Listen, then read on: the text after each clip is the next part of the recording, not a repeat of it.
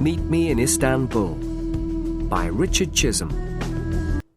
Chapter 1. Journey to Istanbul. It is early morning on a sunny spring day in April. Heathrow Airport, London, is busy, as usual. Hundreds of people are arriving, leaving, or waiting for planes. In the departure lounge of Terminal 1, a man is sitting reading a newspaper. He does not like airports. There are too many people, and he is always nervous when he flies. He looks at his watch impatiently. Then, he hears the announcement over the loudspeakers. British Airways announce the departure of Flight BE 570 for Istanbul. Will passengers please proceed to Gate 16 for boarding? Tom Smith picks up his suitcase and walks towards Gate 16. 20 minutes later, the plane is preparing to leave. It moves slowly across the airport to runway number 2. Tom is sitting looking out of the window. The plane suddenly moves forward, races down the runway, and rises into the air. Tom looks down at the houses and roads far below and smiles. London is behind him. Now he is on his way to Istanbul. Tom relaxed and took a letter from his pocket. Resat Bey Apartment, 11-3, Kamarot Sokak, Ayazpasa, Istanbul. My dear Tom, thank you for your letter. I am so happy that you can come and visit me for a holiday. Life here in Istanbul is very interesting. I am enjoying my work, but I miss you very much. It will be wonderful to see you again. I'm sure we will have a very nice holiday. Spring is here, and the weather is beautiful. I have to work on Monday the 14th of April, the day you arrive, so I can't come to the airport to meet you. But you can take a taxi from the air terminal to Taksim Square. That's in the centre of the new part of the city. There's a big hotel called the Park Hotel near the square. I'll meet you there at 5 o'clock. We'll meet in the American bar. The view over the city is beautiful. I can't wait to see you again, Tom. I have so much to tell you. So remember, the Park Hotel, Taksim Square, 5 o'clock. See you on the 14th. Love, Angela. Tom sat for a moment, looking at his fiancée's letter. Then he put it in his pocket. He looked down at the green fields of France as the plane continued its journey across Europe. Have you been to Istanbul before? Said a voice. It was the young man in the next seat. No, I haven't, said Tom. Have you? The man smiled. My home is in Istanbul. I'm studying in London at the moment. I'm going home for a holiday. Really? Said Tom. Where are you studying? At London University. The two men sat talking as the stewardesses began serving lunch. The young man told Tom his name was Kemal. His parents had a shop in Istanbul. Are you meeting someone in Istanbul? Kemal asked. My fiancée, said Tom. She's working in Istanbul. That's interesting. How long has she been there? She went to Istanbul 2 months ago. She works for a small company which is starting to export to England. She's making all the arrangements. Exporting always seems so difficult, said Kemal. It seems difficult, Tom agreed. But that's Angela's job. She's an expert in importing and exporting. Her father has an import-export agency in London, and she has worked for him for some years. She's almost completed her work in Istanbul now. The company has already started to send goods to England. She'll be coming back to London soon. What kind of goods do they export? Asked Kemal. All kinds of things. Brass ornaments, coffee pots, trays, leather, and onyx articles. Angela's father thinks these goods will sell very well in England. That's interesting, said Kemal. My parents sell things like that in their shop in Istanbul. The two men went on talking as the plane flew over Italy and Greece towards Turkey. Soon, they were descending to Yeşilköy Airport, Istanbul. When the plane stopped, Kemal stood up. I hope you enjoy your stay in Istanbul, he said. Here's my telephone number. If you need anything, phone me. I live in Sicily. It's not far from the center of the city. Thanks, Kemal. That's very kind of you. Not at all, replied Kemal. Nice to meet you. And now, goodbye. Tom went through customs and immigration and walked towards the airport exit.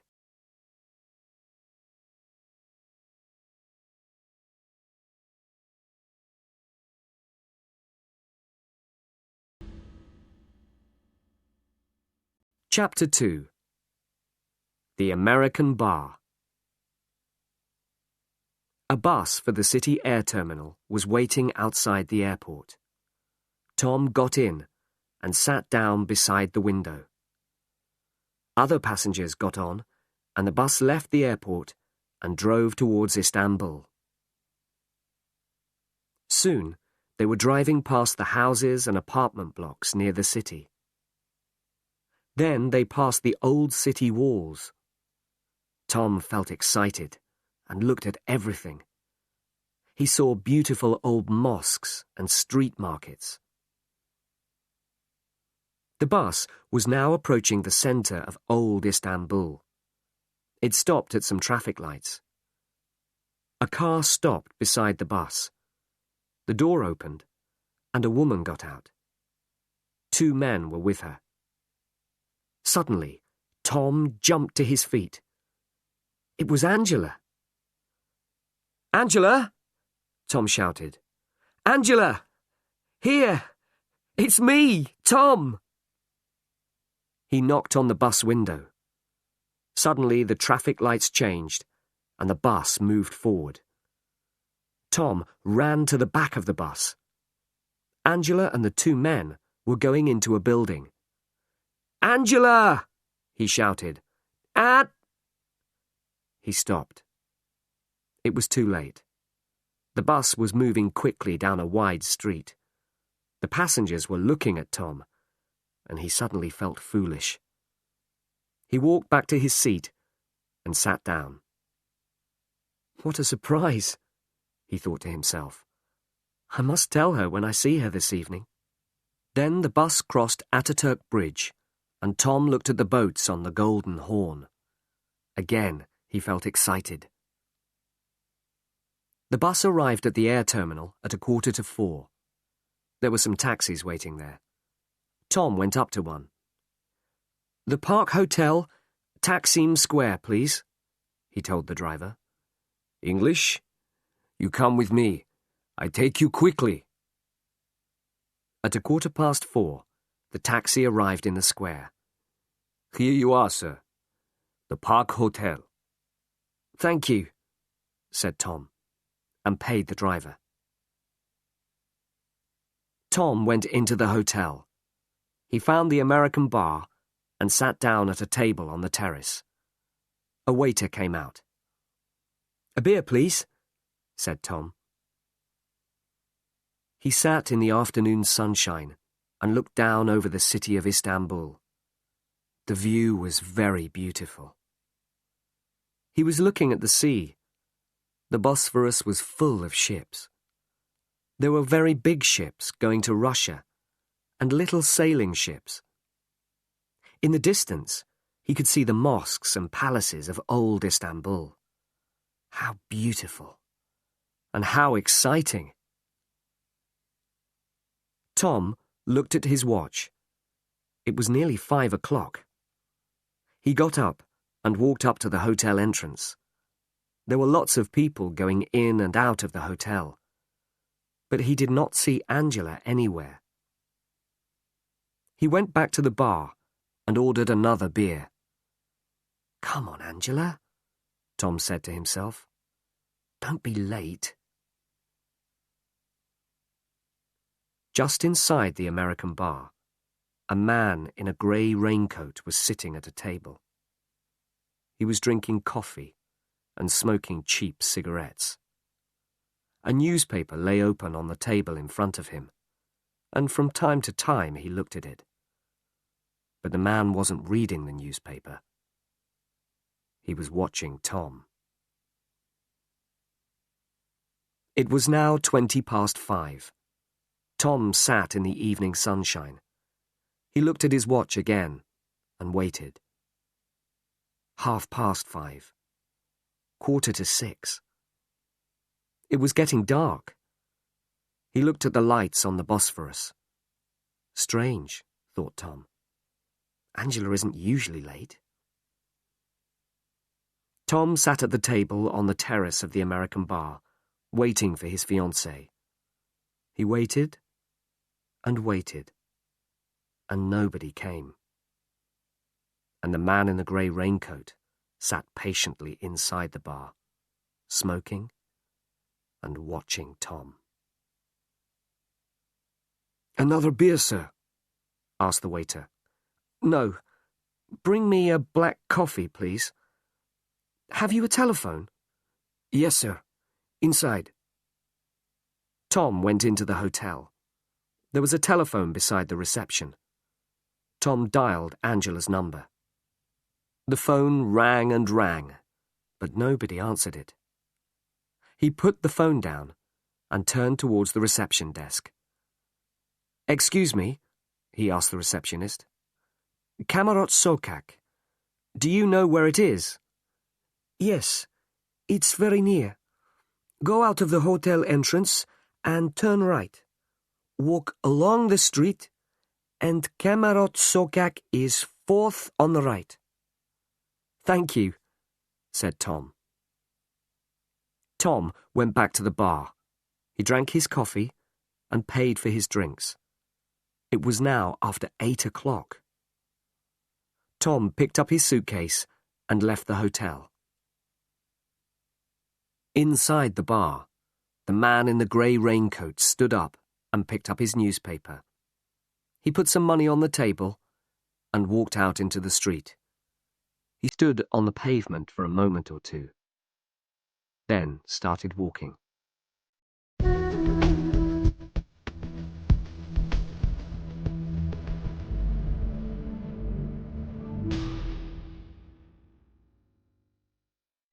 Chapter 3. A Shock. Camarat Sokak was a narrow, quiet street of old apartment buildings. Tom walked along the pavement, looking at the numbers on the doors. There was only one streetlight, and it was difficult to see. But finally, he found Angela's address, number 11. The building had a large glass door. Tom pushed it, but it was locked. There was no bell. He knocked on the door. Nothing happened. He knocked again, louder this time, and listened. Silence. Damn, he thought. He was impatient now, and worried. He stood back in the middle of the street and looked up. There were 5 floors, and all the windows were black. There was no light anywhere in the building. "Angela," he said to himself. "Angela, where are you?" A short distance away, the man in the grey raincoat stood in a dark doorway, He was watching Tom, watching every move he made. Tom did not know what to do. He knocked once more on the glass door. Again, nothing happened. Finally, he picked up his suitcase. With a last look at the building, he turned and started walking back towards Taksim Square. Tom Smith, he thought to himself as he walked, you need a hot bath and a good sleep. Then you can decide what to do. The Park Hotel was expensive, but Tom remembered seeing one or two small hotels near Taksim Square. Finally, he was standing outside the Ankara Hotel. He went in. "Good evening," he said to the woman at reception. "I'd like a single room, please." The woman nodded. "We have a nice room upstairs. Come, I'll show you." They went upstairs, and she opened a door. "Very nice room," she said. It was small, but it was clean, and it looked comfortable. "I'll take it," he said, and gave the woman his passport. "The bathroom is along the corridor," she said. "Breakfast is from 8 to 10 o'clock. Good night." Tom put his case down and sat on the bed. He suddenly felt very tired and unhappy. He was not having a good dinner in a nice restaurant. He was not sitting with the woman he loved. He was sitting alone in a cheap hotel in a strange city. For a long time he sat on the bed thinking, "But I saw Angela. I saw her from the bus." Finally, he stood up. "Okay," he thought. "Tomorrow morning, I'll go to Angela's office and find out what has happened. There's a very simple explanation, I'm sure. I'll find out tomorrow." He had a hot bath and got into bed. He was very tired after his long journey, and soon fell asleep. The man in the grey raincoat walked across Taksim Square. There was a telephone kiosk in the corner. He dialed a number and waited. Then he spoke. "He's in the Ankara Hotel," the man said. "He waited at the Park Hotel, and then he went to the girl's flat. Now he's in the Ankara Hotel." Yes, of course I will." He put down the phone and left the kiosk. The next morning, Tom felt much better. He had breakfast, then took a taxi to the office where Angela worked. The taxi drove through the busy streets and crossed the Galata Bridge into the old city. Finally, it turned into a small street near the railway station. It was a narrow street of shops, small businesses, and workshops. The taxi stopped in front of a grey building. F. Karamian & Co. Export-Import Agency, said the sign above the door. Tom pushed open the door and went in. A secretary was typing at the reception desk. She looked up as Tom came in. "Good morning," she smiled. "Good morning," said Tom. "My name's Tom Smith. I'm looking for Angela Thompson. She's my fiancée. I arrived in Istanbul last night and waited for her, but she didn't—" The secretary was staring at him. She stood up. "Wait a moment, please, Mr. Smith." She hurried over to a door marked Office and went inside. Tom could hear her talking to someone. The door opened, and a man came out. He looked very serious. "Mr. Smith, my name's Dunya. Please, come in." Tom went into the office. Please sit down, Mr. Smith, said Dernier. Look, I don't know how to tell you this, Mr. Smith. I have some very bad news for you. I'm very sorry indeed. But Miss Thompson, your fiancée, is dead.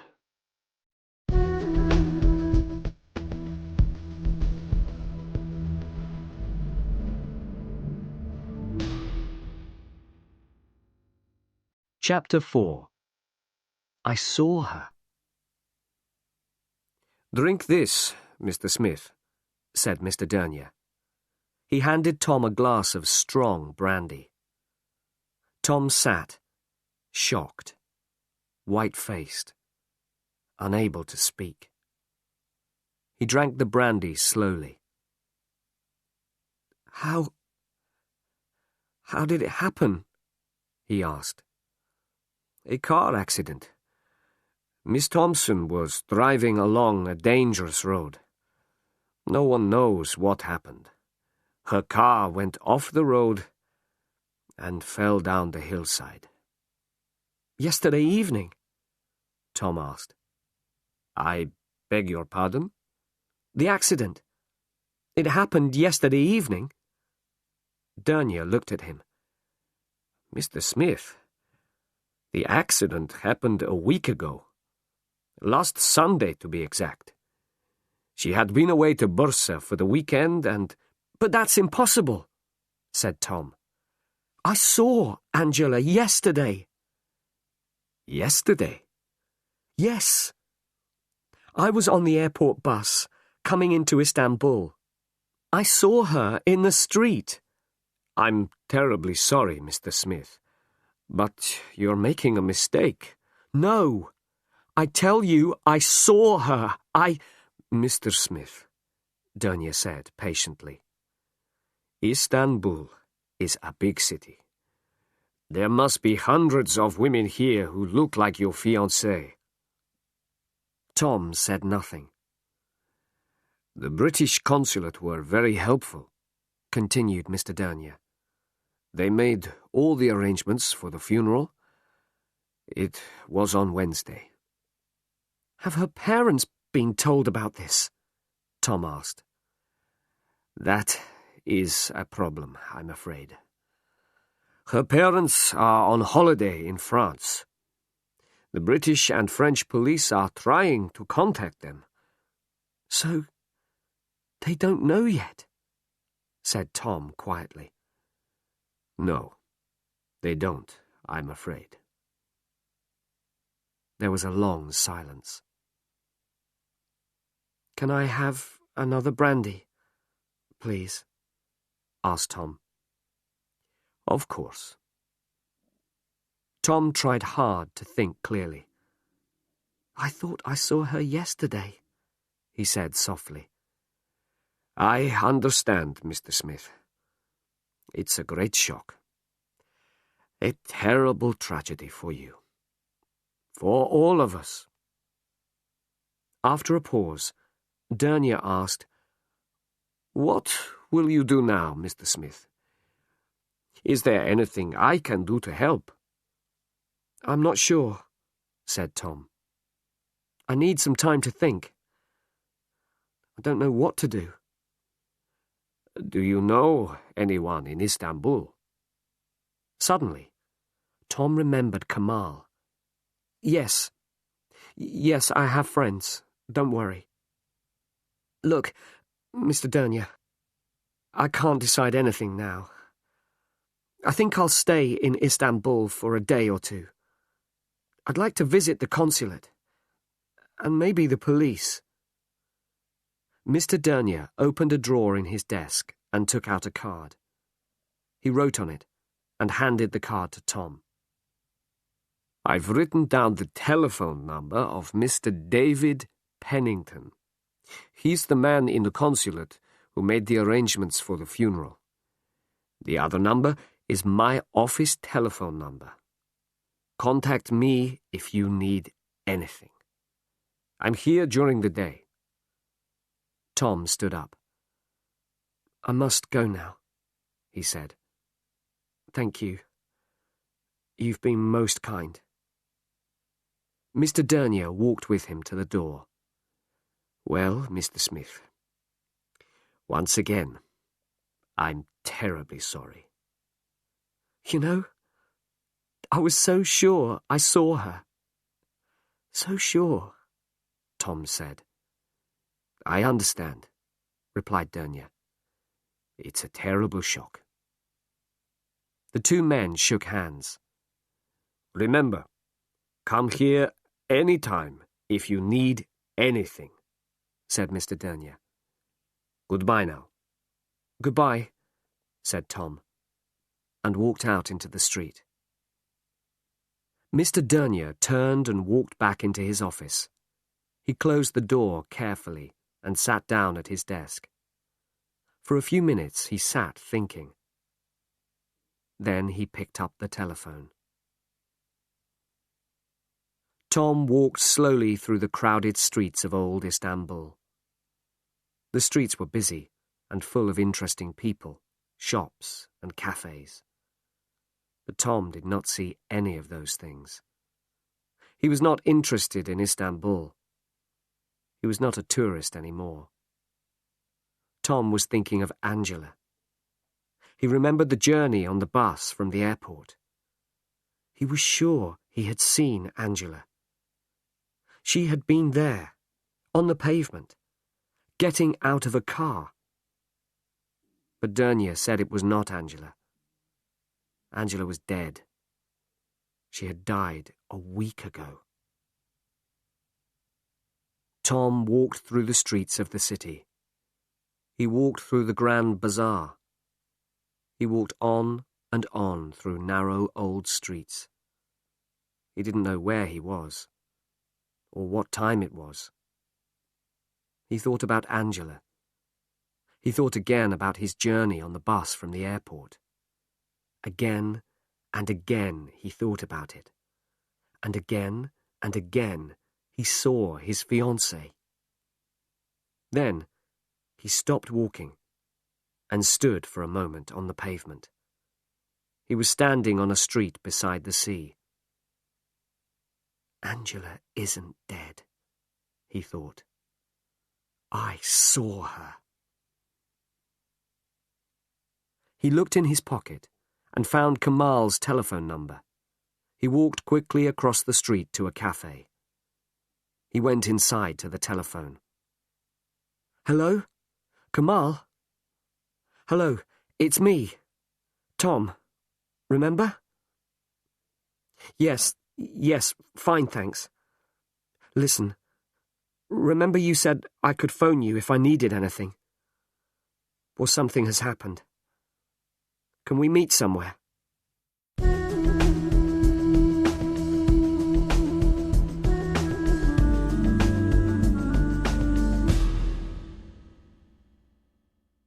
Chapter 5. A Disappointing Day. "So," said Kemal, "you really think you saw her, do you?" Kemal and Tom were sitting in the American bar at the Park Hotel. Tom thought carefully for a moment before answering. "Yes," he said slowly. "Yes, I do. You probably think I imagined it. I understand that. But I'm convinced I saw her. That's all." Kemal nodded. "I can't stop thinking about yesterday," Tom continued. "I close my eyes and I can see Angela there on the pavement. I can't forget that." "Listen, Tom," said Kemal. "We only met yesterday, but already we're friends. You're in my country. You're my friend. And you need help. If you think you saw Angela, that's enough for me. I believe you. Now we have to decide what to do." "There are two things I want to do as soon as possible," said Tom. "I want to go to the street where I saw Angela. Then, I want to go to the British Consulate. I have an appointment for this afternoon. Okay, said Kemal. The street where you saw Angela. Do you think you can remember where it is? No problem, said Tom. We can drive along the same route as the airport bus. I'm sure I'll remember it. And what do you think you will find there? I'm not sure. But she was going into a building with 2 men. At least we can find the building. Maybe that will tell us something. Okay, said Kemal. My car's outside. Let's go. Tom and Kemal were driving through the city. It was a wide street, said Tom. We came to a roundabout after the traffic lights. We turned left, and then we passed an old aqueduct. Aksarey, said Kemal. It's near here. Kemal drove over Ataturk Bridge. After a few minutes, they saw the old aqueduct. Then they came to a large roundabout and turned right. This is it, said Tom. It's somewhere near here. They were approaching some traffic lights. Tom looked out of the window at the buildings on the left. No, he said. Not here. They drove on to the next traffic lights. This is it, said Tom. This is the place. Kemal stopped the car. You get out. I'll find a parking place. Tom got out and looked around him. He was in a wide street of shops and offices. A newspaper kiosk. A travel agency. He remembered them from the day before. He stood looking at the buildings opposite until Kemal arrived. Tom pointed across the street to the entrance to an office building. That's it, I think, he said. They crossed the street and looked at the nameplate beside the entrance to the office block. There were many names there. A lawyer, a dentist, a doctor, and many other offices. Tom stood looking at the names for a few moments. Well, he said finally, I'm sure she went into this building. But which office was she going to? Was she going to see a lawyer? Or a dentist? Or a doctor? How do we begin to find out? Kemal took his arm gently, and they walked slowly back to the car. Listen, Tom, he said. You're going too fast. You can't expect to find out everything immediately. Wait until you see the man at the consulate. After that, we'll think about it. Then we can decide what to do. We know she was going into that building. That's something anyway. Now look, it's lunchtime. You must be hungry. I know a good restaurant near here. You're right, said Tom. We have to be patient.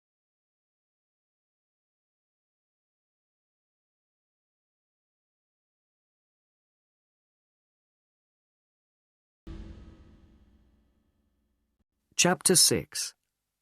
Visit to the Consulate.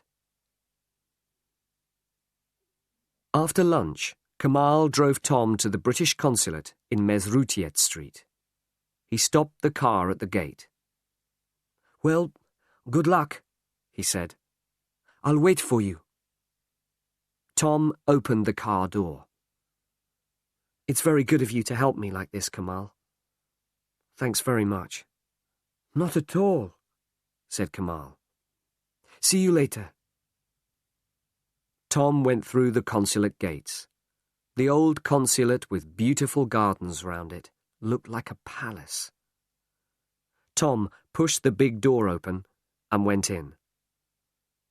I'd like to see Mr. David Pennington, please, he said at the reception desk. My name's Tom Smith. I have an appointment. After a few minutes, a tall man wearing glasses came to meet him. Mr. Smith, my name's Pennington. How do you do? Said the man, holding out his hand. Tom shook Mr. Pennington's hand. "How do you do?" he replied. "Come into my office, please, Mr. Smith. Mr. Dernier told me you were coming." They walked up the beautiful staircase of the consulate and went into Mr. Pennington's office. "Sit down, please," said Pennington. "Mr. Smith, I'm very sorry about your fiancée. It was a great tragedy. Please accept my condolences."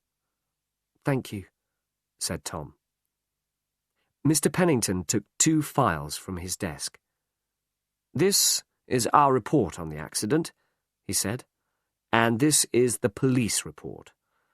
I can give you copies of these, but perhaps you'd like to ask me some questions first." Tom thought for a moment.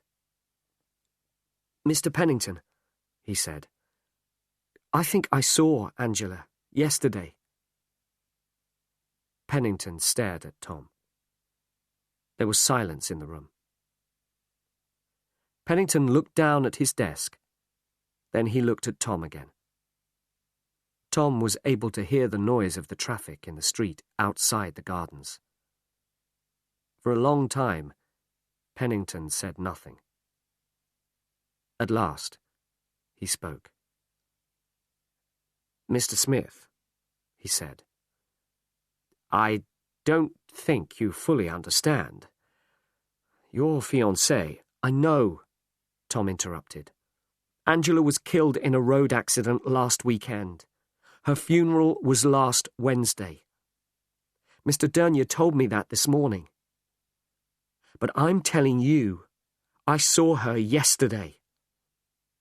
"Mr. Smith, I think you should read these reports carefully before you say anything more." He passed the files over to Tom. "Can I get you a cup of tea or something?" "A cup of tea would be nice. Thank you." Pennington left the office. He came back a few minutes later with some tea. There was silence in the room while Tom read the reports. Presently, he looked up. "After the accident," Tom asked Pennington, "how did they identify the body?" "That was difficult," said Pennington. "As you know, the accident happened on a dangerous road about 200 kilometers from here.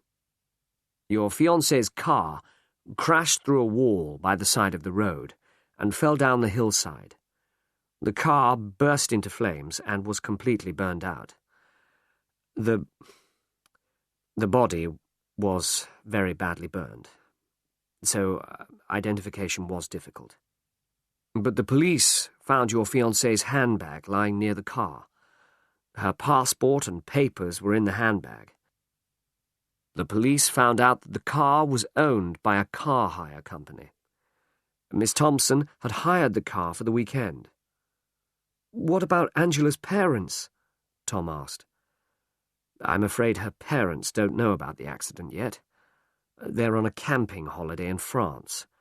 The police are trying to contact them." "What was she doing on that dangerous road?" "She spent the weekend in Bursa, sightseeing. It's a very interesting old town. She was on her way back to Istanbul." Tom thought for a moment. "And are the police quite satisfied?" Tom asked. "Yes," said Pennington. "The police are convinced that it was an accident. The file is closed." "And you people at the consulate?" said Tom quietly. "Are you satisfied?" For a moment, Pennington said nothing. "Yes, Mr. Smith. We are," he said. "Our job, among other things, is to look after British citizens in Turkey. We have looked into this matter very carefully, and we are satisfied that it was an accident." Tom said nothing. "I really am very sorry," Pennington went on. "I understand how you must feel. You've had a terrible shock. My advice to you now is to leave Istanbul. There is nothing you can do here." "I'm beginning to think you're right," said Tom. "Perhaps I should go home.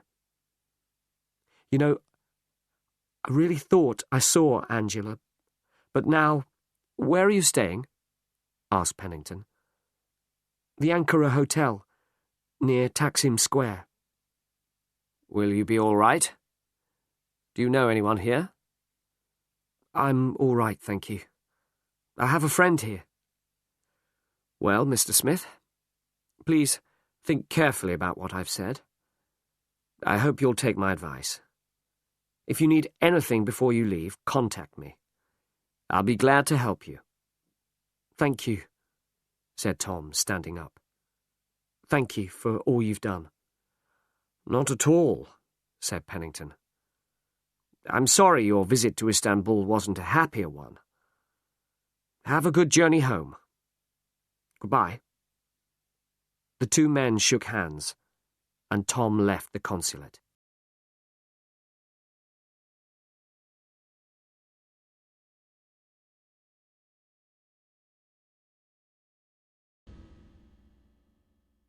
Chapter 7.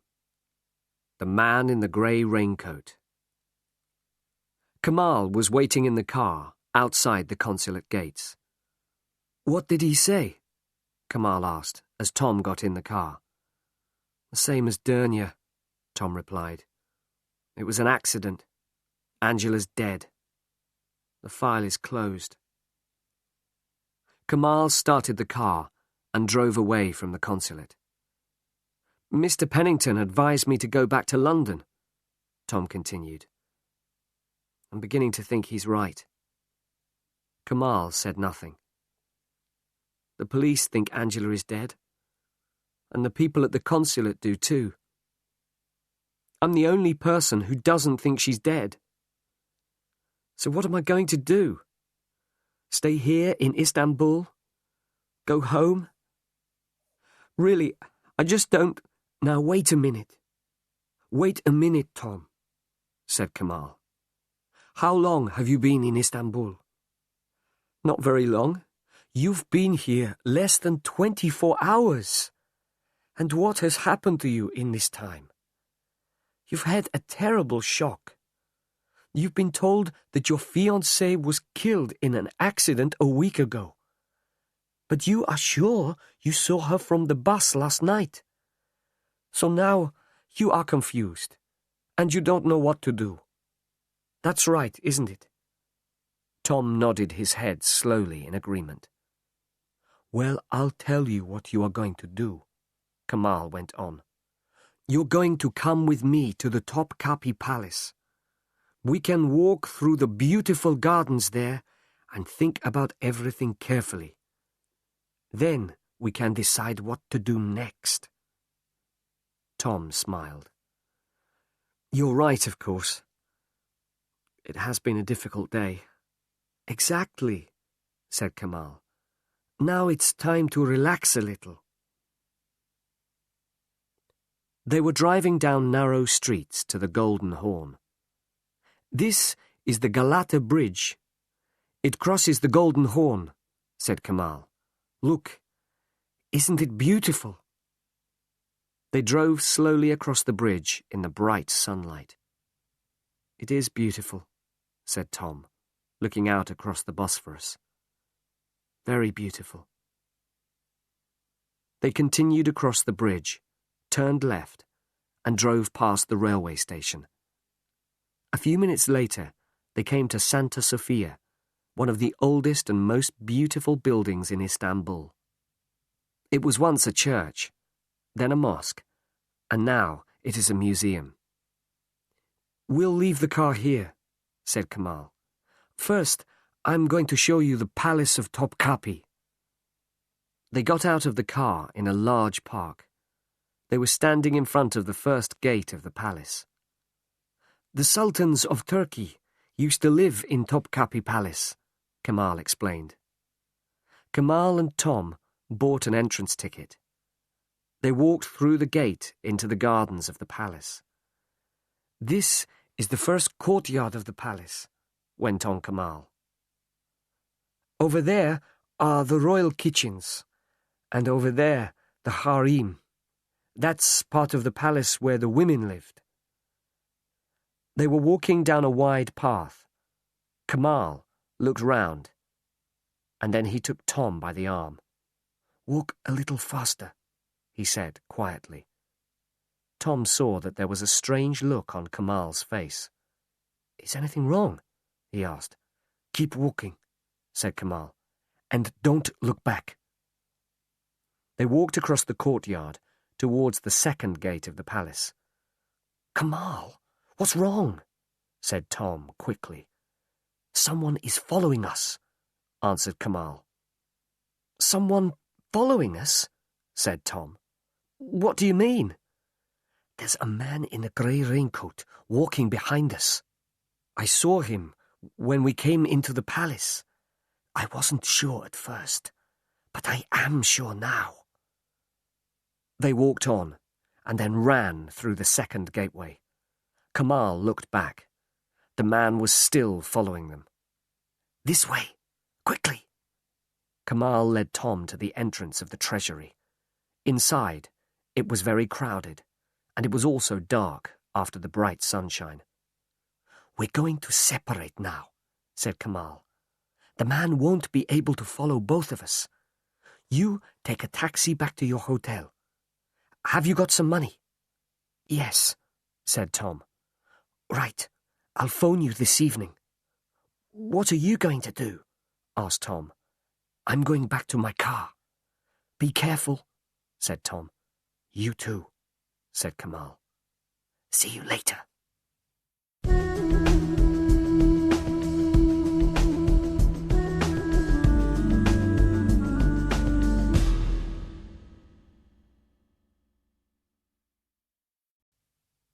Chapter 8. A Surprise Phone Call. It was 7 o'clock when Tom arrived in Taksim Square. He got out of the taxi and walked towards his hotel. He felt nervous. Was someone watching him? Was someone sitting in a car watching his hotel?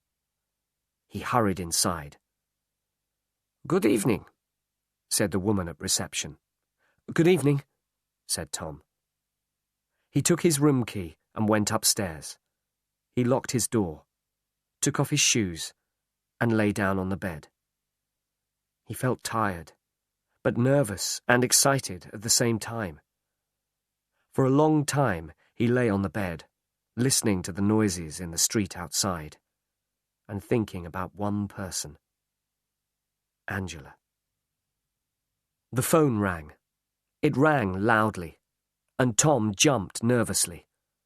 "Kemal," he thought, and picked up the receiver. "Yes? This is reception, Mr. Smith. I have a call for you." "Thank you," said Tom. "Hello? Is that Tom Smith?" It was a woman's voice. "Yes? Who's that?" Tom asked. His heart was beating fast. "You don't know me, Mr. Smith, but I'm a friend of Angela's. I have something to tell you. Can we meet somewhere?" "Who are you?" "My name's Julie. As I said, I'm a friend of Angela's. Listen, I don't want to talk on the phone. Can we meet somewhere?" Yes, sure," said Tom, thinking quickly. "Do you know the American bar at the Park Hotel?" "I know it. I'll be there in 20 minutes. There was a click, and then there was silence. Tom put the phone down and jumped to his feet. "I must tell Kemal," he said to himself. He picked up the phone. "Reception? Can I have Istanbul 368245? Tom waited impatiently. "Sorry, sir. There's no answer," said the woman at reception. "Okay. I'll try later." Tom put the phone down and left the room. There were only a few people in the American bar when Tom went in. He sat down at a table by a window. From there he could see everyone who came through the door. Tom sat drinking a beer and watching the door.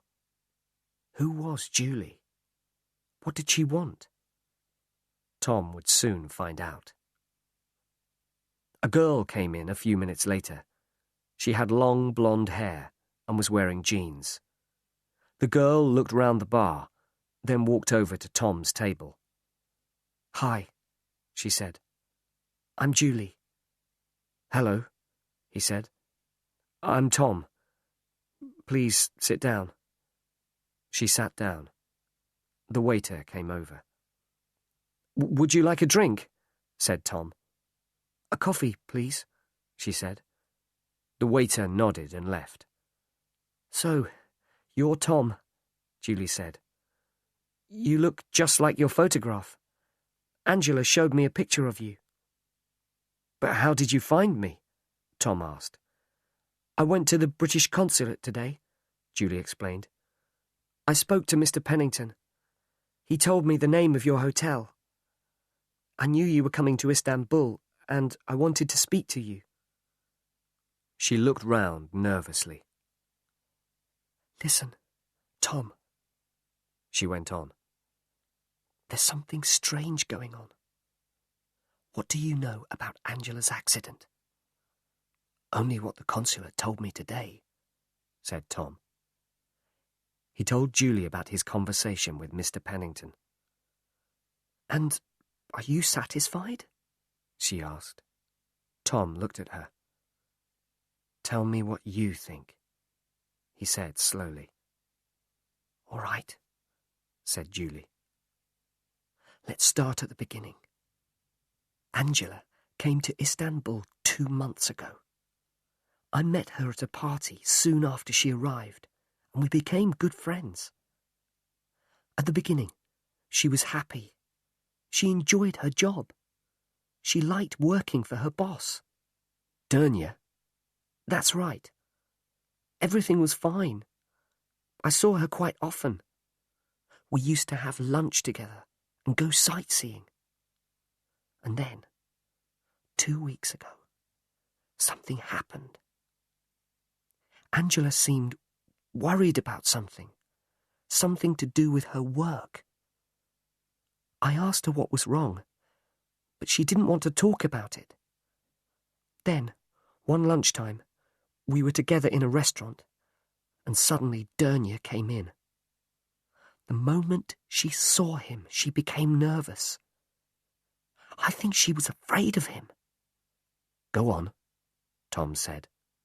"Well, I don't know anything else. She never told me what she was worried about. I saw her a few more times. And then she had the accident." She looked at Tom. "But it is strange, isn't it?" Julie went on. "She was worried about something. Her job, or her boss, or something. But she wouldn't talk about it. And then she had an accident." She stopped. "That's all," she said. "That's what I wanted to tell you." Tom leant across the table. "Shall I tell you something?" he said quietly. "Yesterday, on the way into Istanbul, I saw her." Julie stared at him. "Where?" she asked. "I was in the airport bus, coming into the city. We were in Millet Street, near Aksaray. Angela was going into a building with 2 men." "What do you mean, going into a building? Which building?" "Well, I don't know. There are a lot of offices in the building. I went there today. There was a dentist and a doctor." "Doctor," said Julie. "That's interesting." "What do you mean?" "Angela had a virus. 2 weeks ago. A bad attack. She was getting pills from a doctor. That explains it. She needed more pills or treatment. She was going to a doctor. Tom thought for a moment. So that's where she was going, he said. To the doctor's. Maybe I can go and ask the doctor a few questions. Julie looked worried. Be careful, Tom, she said. What do you mean? Just be careful, she repeated. Something strange is happening. It could be dangerous for you if you ask too many questions. Okay, said Tom. But I'm sure Angela is in this city somewhere. She's in trouble. The police and the consulate say she's dead, so they won't help. But I think she's alive. She's in Istanbul somewhere. And I'm not leaving until I find her.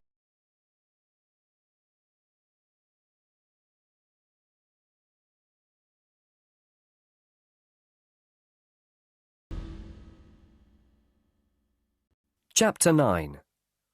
Goodbye, Mr. Dernier. Later that evening, Tom phoned Kemal. He told him about his meeting with Julie. Kemal listened while Tom explained what had happened.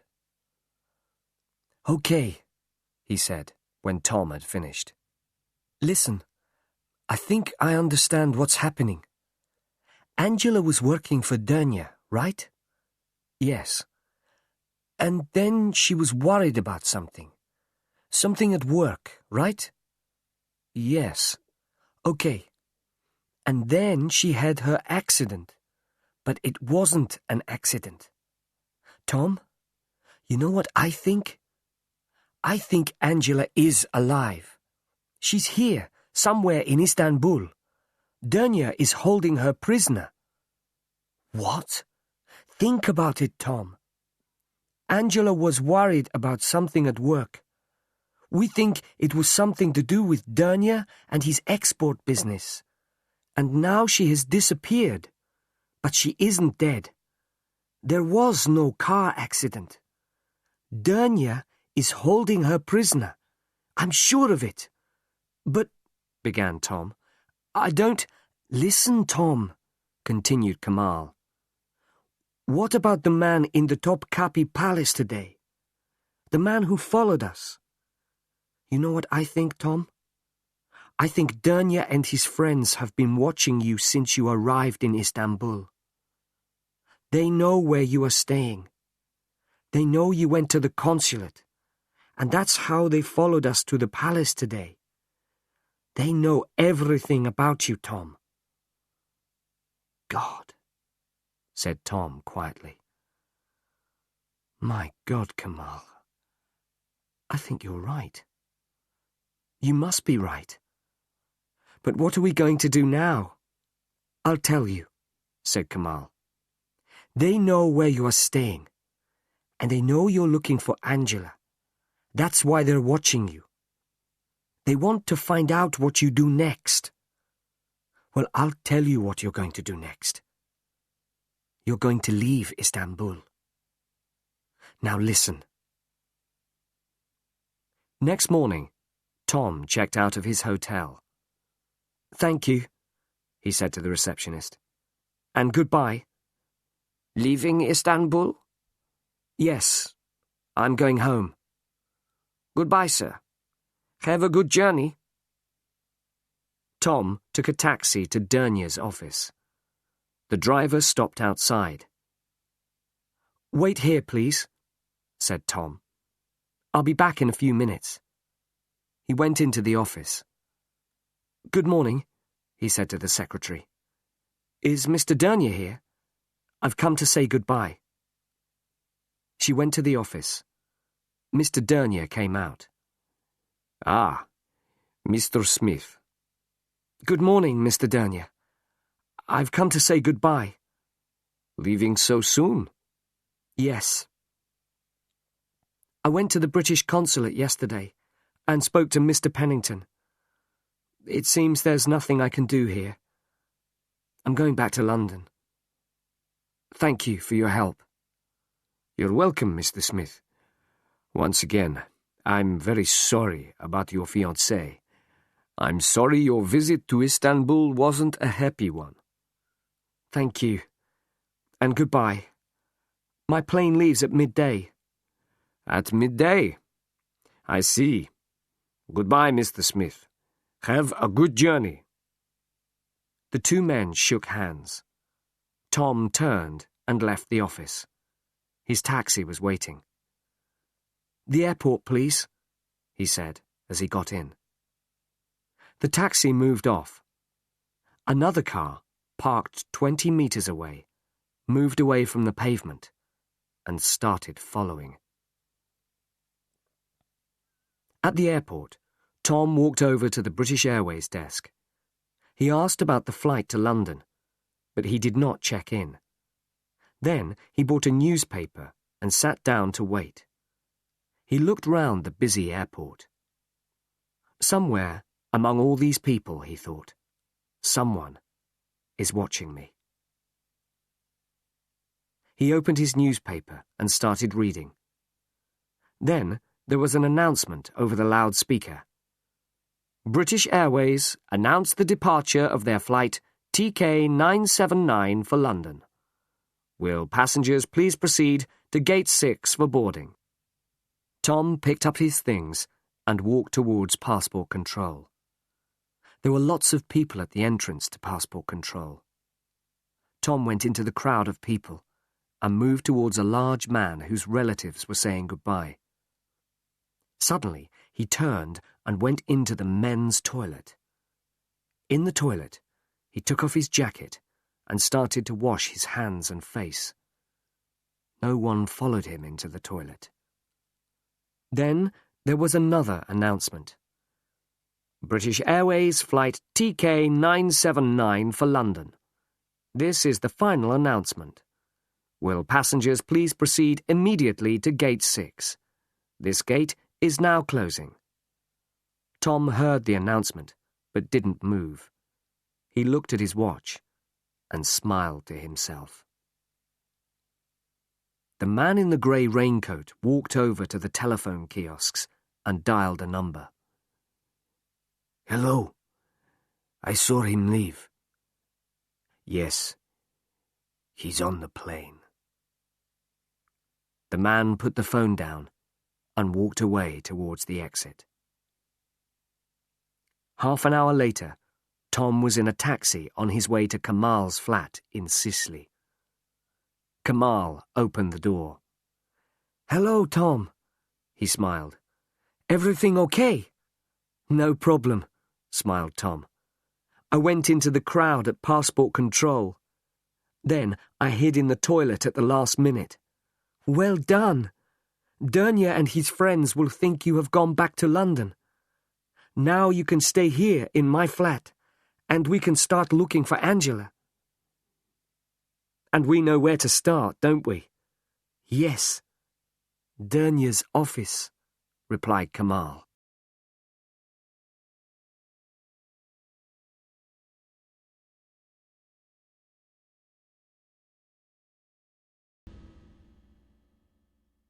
Chapter 10. An important discovery. Kemal and Tom had something to eat. Then they sat down and made their plans for the evening.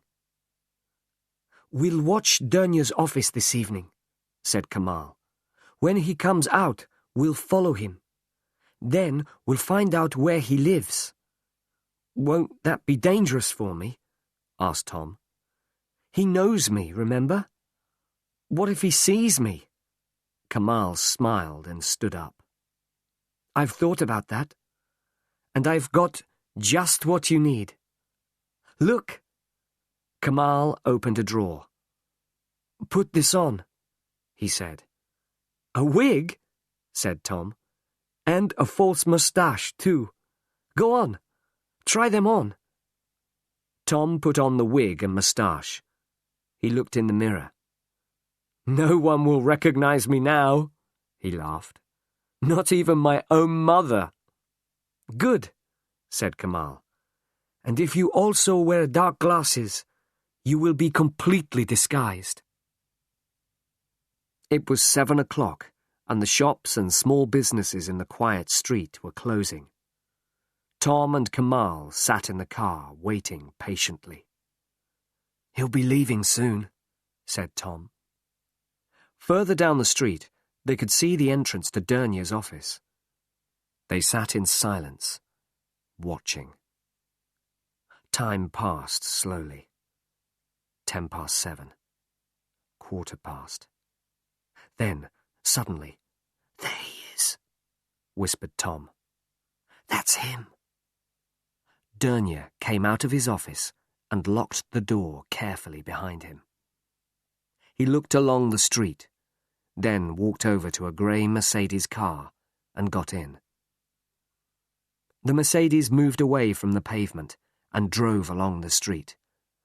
It turned right onto the main road. "Let's go," said Kemal, and drove down the street. They turned right, following the Mercedes. The main road was busy, and they drove along in the traffic. "There it is," said Kemal. "About 50 meters away, in front of that taxi." "Careful," said Tom. "Don't drive too close. Stay behind the taxi." They drove along the main road, watching the Mercedes. "He's turning left." "Okay." Tom and Kemal followed. They were now driving along the wide street beside the sea.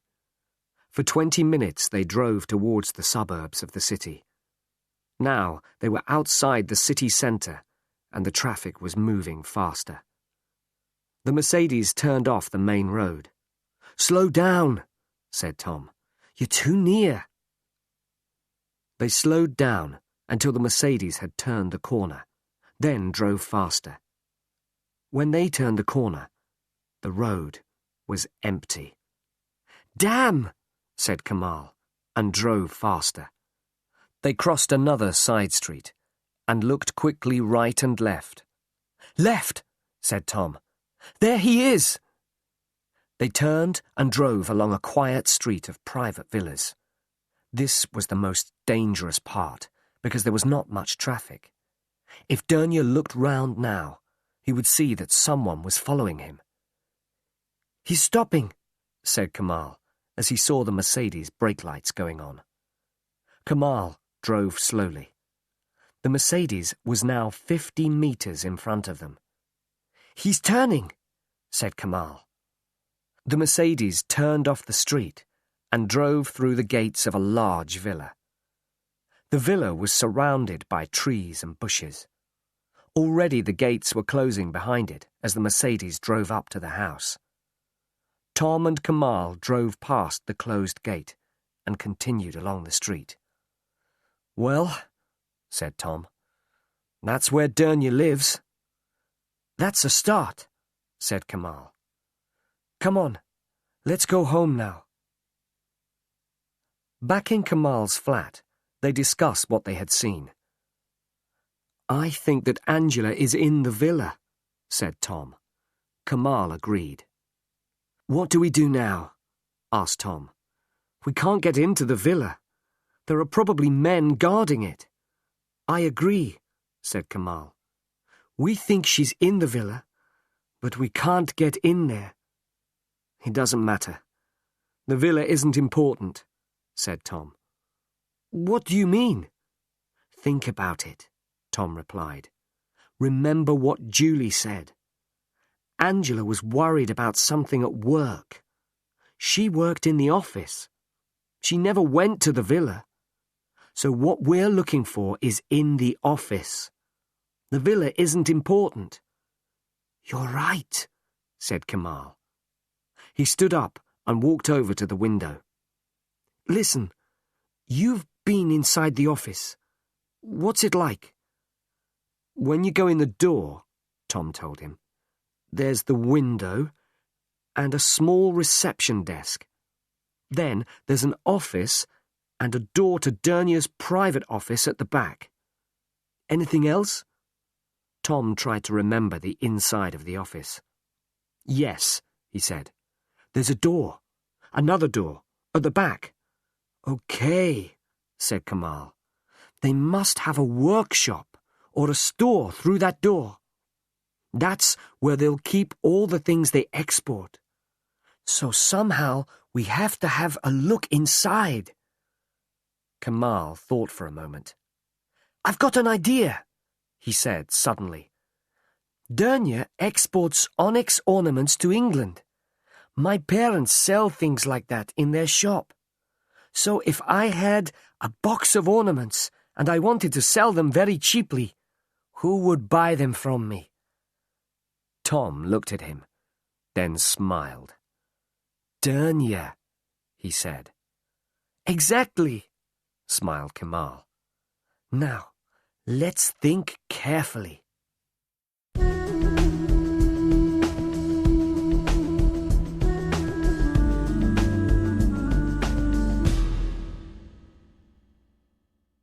Chapter 11. A Clever Trick. Ibrahim Dernya was alone in his private office. He was working at his desk, finishing some paperwork. He always did his paperwork alone before going home. He looked at his watch. Another 10 minutes. Then he would be finished. There was a knock at the door. Dernya looked up from his papers. He didn't move. There was another knock, louder this time. He put the papers in his desk and locked it. Then he got up and went out into the office. He could see a man outside, standing in the doorway. "We're closed," he said through the glass door. "Come back tomorrow." I'm sorry, said the man. It's urgent. Please? Dernya was annoyed. He unlocked the door and opened it. "We're closed. Can't you see?" I'm very sorry to bother you, said Kemal. But I was hoping to find someone here. I have a problem. You see, I need some money, quickly. I must have it tomorrow morning, early. It's for... Well, it doesn't matter why I need the money. That's my problem. But I have some onyx ornaments to sell, and I heard you would be interested. He held out a beautiful onyx ashtray. Would you be interested in buying 50 of these? Dernya took the ashtray and looked at it carefully. Kemal could see he was interested. Very good quality, said Kemal. 50, did you say? That's right. They are in the car outside. How much do you want? Dernya asked. 15,000 lira for 50, said Kemal. That's too much, said Dernya. I'll give you 5,000. Please, I need the money urgently, said Kemal. Then you will accept 5,000, said Dernya. Kemal looked disappointed. All right, he said. You can have them for 6,000 lira. They're in a big box in the car. Could you help me carry them? They're very heavy. Dernya went with him to the car. Together they carried the box into the office. This is really very kind of you, said Kemal. They are heavy. They carried the box to the back of the office. Kemal looked quickly at the door. Have you got a store somewhere? He asked. I'm sure you don't want the box in your office. Dernya thought for a moment. He looked at the large box in his small office and said, "One moment." He took a key from his pocket and unlocked the door. They picked up the box and carried it through into the workshop. It was a long, wide room, with windows on one side. There were a lot of articles in the room. Onyx tables, lamps, ornaments, brass and leather articles. On a workbench, There were rows of tools and cutting equipment. "This is fine," said Dernya. "Put it down here." They put down the box. Dernya took out his wallet. 6,000 lira, he said. At that moment, the telephone in his office rang. Dernya looked annoyed. "Excuse me one moment," he said to Kemal. He went back to his private office. Kemal looked at his watch and smiled as Dernya disappeared through the door. Quickly, he looked round the workshop. There was a door at the other end. He looked out of the windows. Outside, there was a small courtyard, and at one end of the courtyard, a wall, 2 meters high. On the workbench, at the end of the workshop, there were several onyx table lamps. Kemal looked quickly at them. They had been cut in half with a cutting instrument. The inside had been removed. Kemal looked closely. Suddenly, Kemal heard Dernya say goodbye. He turned quickly away from the workbench. "Sorry to keep you waiting," Dernya said as he came back in. "Not at all," said Kemal. "I can see you're a very busy man." Dernya counted out 6,000 lira. "Thank you," said Kemal. "I really need this money. Well, I won't take any more of your time." Dernya walked with him to the door into the street. "Thanks again," said Kemal. "Good night." "Good night," said Dernya, and closed the door. Kemal went back to his car and drove home. Tom was waiting for him. "Did it work?" he asked as Kemal came into the apartment. "Perfectly," smiled Kemal. "My brother phoned just at the right moment, when we were in the workshop. Dernya believed my story too, and he gave me a very low price for the onyx." "What did you see in the workshop?" Kemal looked serious. "Well, not very much, I'm afraid. It's just a workshop, or a store. There were lots of onyx and leather articles, brass and tools. And there were some onyx lamps being repaired, I think. But there's a courtyard outside, and another building opposite. I'm sure that it belongs to Dernya. And more important, there's a wall at one end of the courtyard, which isn't too high. Meaning that it wouldn't be too difficult to climb over it."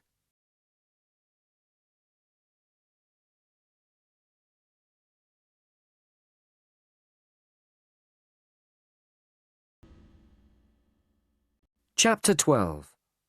Disaster. The next morning, after breakfast, Tom and Kemal sat looking at a street map of Istanbul. "Look here," Kemal said. He pointed to a small street. "Dernya's shop is in this street. Now look at the street behind his shop. We'll have to find a way into the courtyard from that side." "Do you know that part of the city?" asked Tom. "Not very well. As far as I remember, there are only offices, warehouses, and workshops there.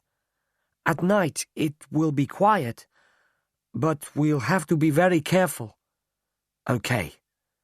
We'll do it tonight," said Tom. They left Kemal's flat in Sicily at 10 o'clock and drove across the city to Dernya's shop.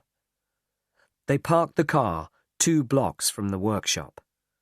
There were not many streetlights there, and it was dark. "Come on," said Kemal. "We must walk from here." They walked along the dark streets. They were both wearing dark clothes. They came to the street which ran behind Dernya's workshop and courtyard. "You see?"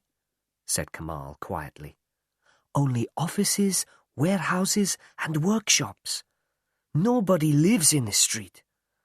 The courtyard must be up this alleyway. behind these buildings." They looked up and down the dark street. No cars. No one in sight. "Let's go," whispered Kemal. They walked quickly up the alleyway. Tom's heart was beating fast, his mouth dry with fear. They stood behind one of the warehouses, beside the courtyard wall. Somewhere in the distance, a dog barked. "Help me up," whispered Kemal. "Quietly." Tom stood with his back against the wall. He held his hands together. Kemal put his foot in Tom's hands and reached up. "Okay," Kemal whispered. Kemal looked carefully over the wall. The courtyard was empty.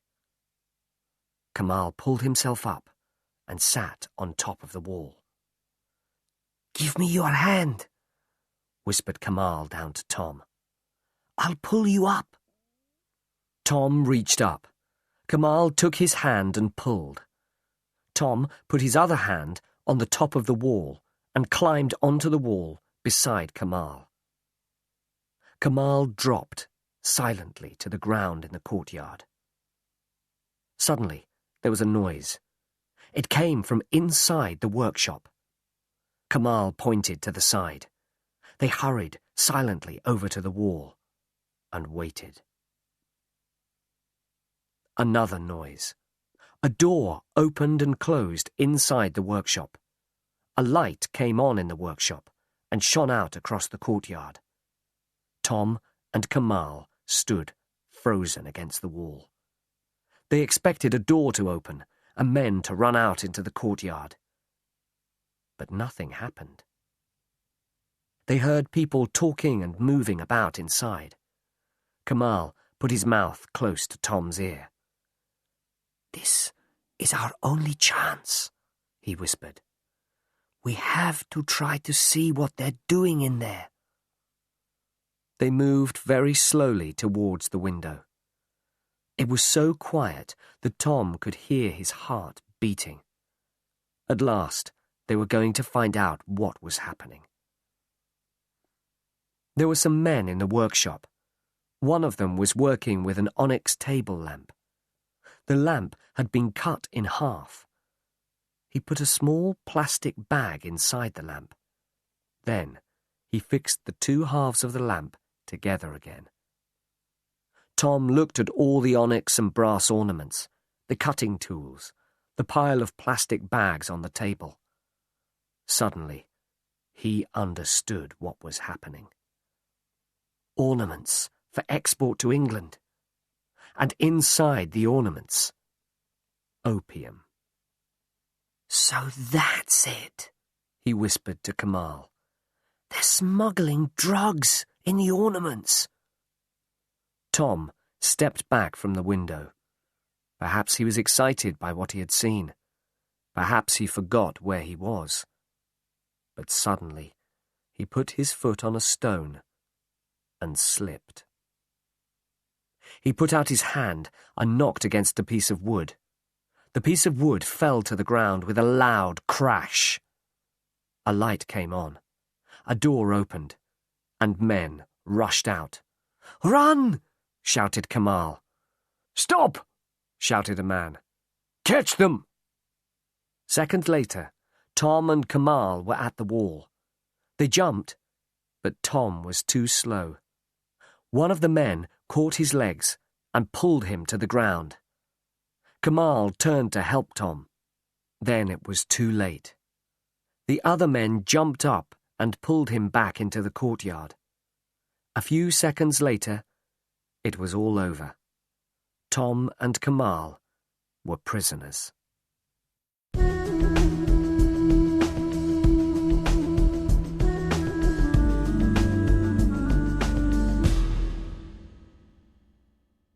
Chapter 13. Journey into Danger. "This way! Hurry up!" said one of the men, pushing Tom and Kemal towards the door of the workshop. "Get inside," said the man. Tom and Kemal stepped inside and stopped, shocked. Dernier was standing in the workshop. He had a gun in his hand. For a few seconds, he stared at them silently. "Well, well," he said slowly. "Our friend the Englishman. Very clever. Oh, yes, very clever. And you!" His face was red with anger as he looked at Kemal. He stepped forward and hit Kemal in the face. Tom moved forward. "Don't move, or I'll kill you now," said Dernier. The gun was pointing at Tom. "Get over there." Tom and Kemal stood beside the workbench. Dernier looked at them both for a long moment. "So," he said finally, "you have seen all this." He pointed to the plastic bags and the onyx ornaments. "Very clever of you. We should have killed the English girl before. Then this would never have happened." "Where is she?" asked Tom. "Where is Angela?" "Oh, don't worry about her. She's okay. Let's say she is a guest at my villa. You'll be able to speak to her very soon. I'm sure you'll have a lot to talk about before you all die." He laughed, a cold, cruel laugh. "Okay, let's go," said Dernier to his men. "We're taking these two with us." The men pushed Tom and Kemal out of the workshop and through the shop to the door. The Mercedes stood in the street.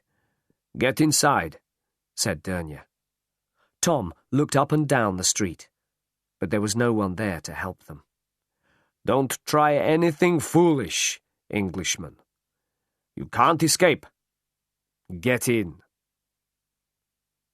Tom and Kemal sat in the back of the car, with a man on each side of them. The others got in the front. They drove away from the shop, turned onto the main road, and drove across the city towards the suburbs. "Take a look," said Dernier, smiling.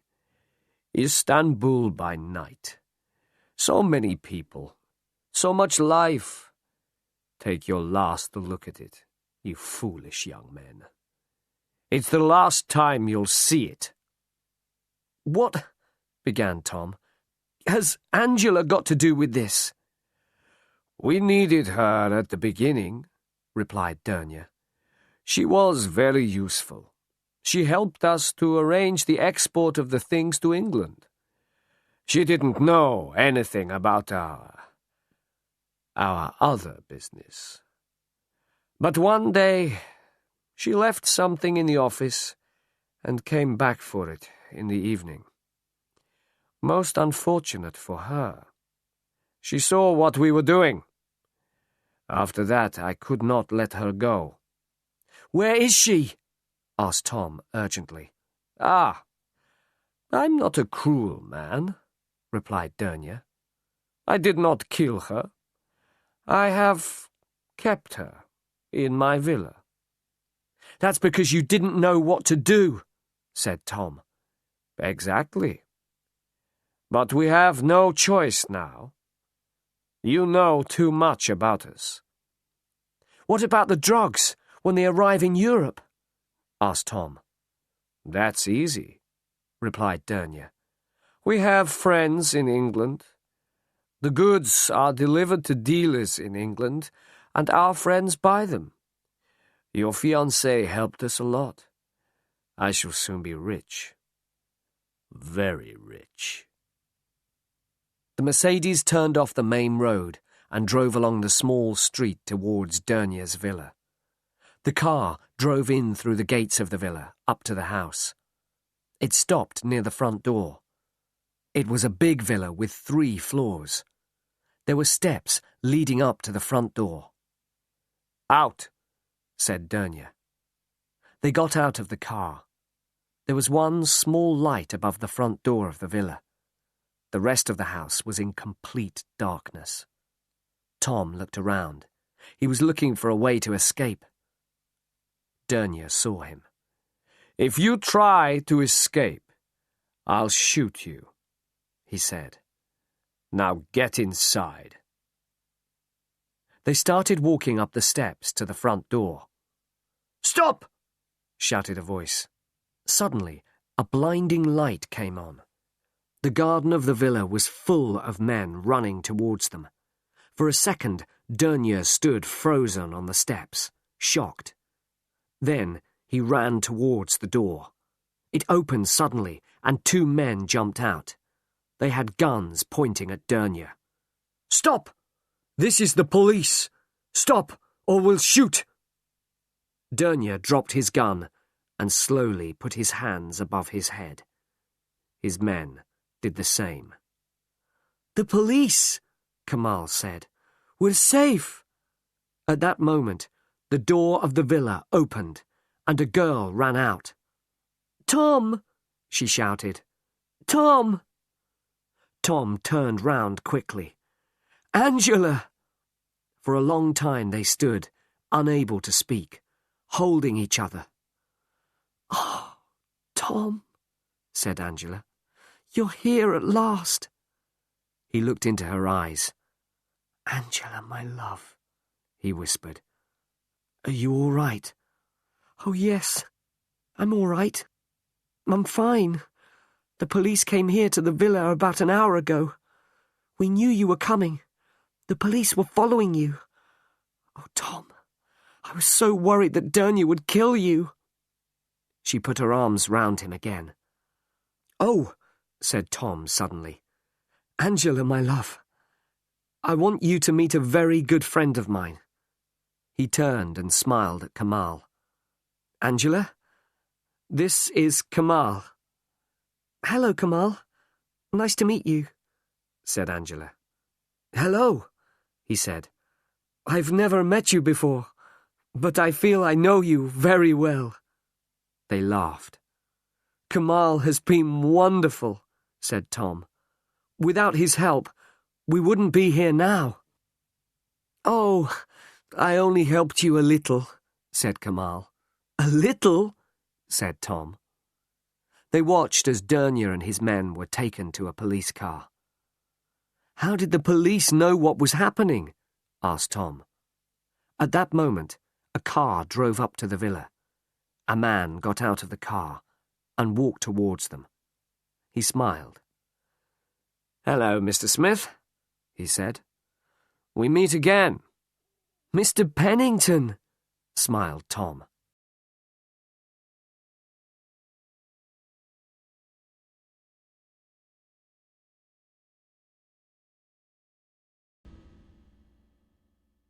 Chapter 14. Time for a holiday.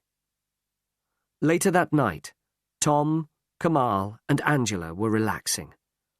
They were sitting in Mr. Pennington's flat in the Consulate building. David Pennington was telling them what had happened. "Julie came to see me here at the Consulate," he explained. "She told me about her conversation with Tom. Then I was convinced that Tom's story was true. I contacted the Turkish police again. After that, I tried to contact you, Tom, but you had left your hotel. We thought you'd gone back to England." "No," smiled Tom. He looked at Angela. "I had some urgent business here in Istanbul." They all laughed. "How did they treat you in the villa?" asked Tom. "They treated me very well," replied Angela. "When my virus was very bad, they took me to the doctor. But I was terribly worried on the Monday you were arriving in Istanbul. Dernier knew you were coming because I had told him earlier, and I knew he was going to send someone to follow you. I was terribly worried." "They made a big mistake when they took you to the doctor," said Tom. "If I had not seen you from the bus—" "Don't," said Angela. "Don't even think about it." "What about the car accident?" said Kemal. "How did they arrange that?" I wonder whose body was in the burnt-out car. There was silence while they thought about that. The police will have to find that out, said Pennington finally. It was a very clever plan of Dernier's, said Tom. Very clever. Yes, agreed Pennington. And drug smugglers like Dernier can make millions of pounds. Well, it's over now, said Angela. She turned to Tom. Do you remember the letter I wrote to you, Tom? I said that life here in Istanbul is very interesting. I was right, wasn't I? They all laughed. Yes, said Tom. A little bit too interesting for me. After all this, do you know what I want? What? I want a really dull, uninteresting holiday in Istanbul.